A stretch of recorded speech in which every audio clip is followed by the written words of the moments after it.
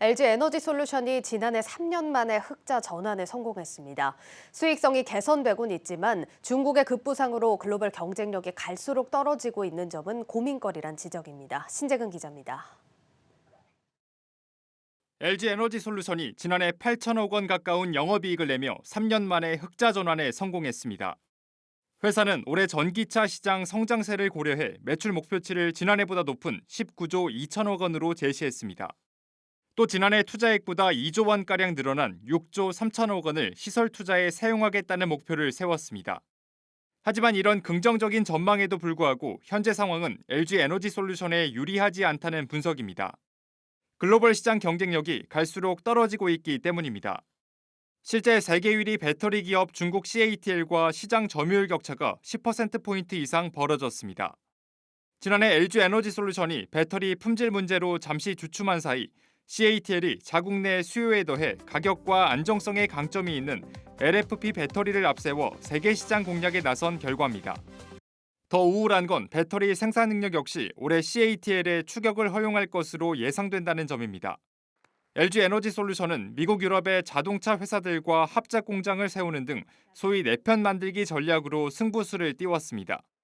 전문가들은 중국의 저가 공세에 맞서기 위해선 중국에 거의 의존하다시피 하는 배터리 소재인 전구체 내재화가 시급하다고 지적합니다.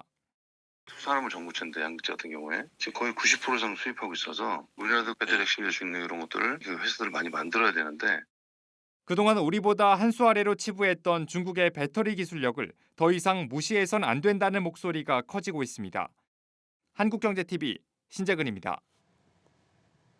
이런 가운데 SK이노베이션도 글로벌 배터리 시장에서 입지가 좁아진 LG에너지솔루션을 편한 마음으로 볼 수는 없을 겁니다. 물적 분할한 배터리 자회사 SK온의 기업 상장을 서둘러야 하는데 지지부진한 주가 흐름에 재무 부담까지 겹치면서 고민은 더 깊어지고 있습니다. 송민아 기자입니다. 미래 성장 동력으로 키우는 배터리 사업의 수익성 개선이 더뎌지면서 SK이노베이션의 재무 구조에 빨간불이 켜졌습니다. 배터리 공장 추가 건설과 분리막 사업에 대한 투자에 드는 비용만 13조 원에 이르는 만큼 자금 마련이 시급한 상황입니다. 엎친 데 덮친 격으로 페루 광구 보유 지분 일부를 매각해 1조 2천억 원가량을 조달할 계획이었지만 이마저도 무산되면서 사정이 더 급해졌습니다. 배터리 사업 역시 4분기에나 손익분기점에 도달할 것으로 예상돼 재무구조 개선에는 별반 도움이 안 되고 있습니다. 이 같은 상황을 반영하듯 SK이노베이션 주가는 오늘 21만 3,500원에 마감해 52주 최고가 대비 30%에 가까이 빠졌습니다.